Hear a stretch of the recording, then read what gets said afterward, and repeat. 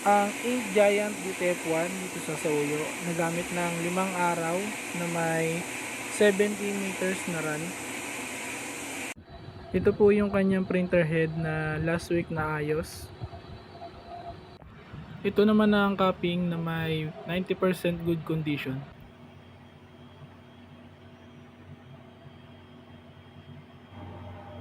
Head clean.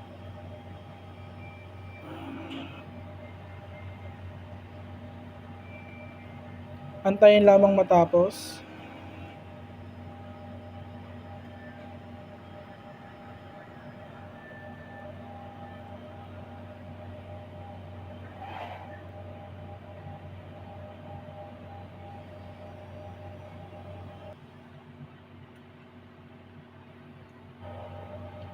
Sunod naman, nozzle check.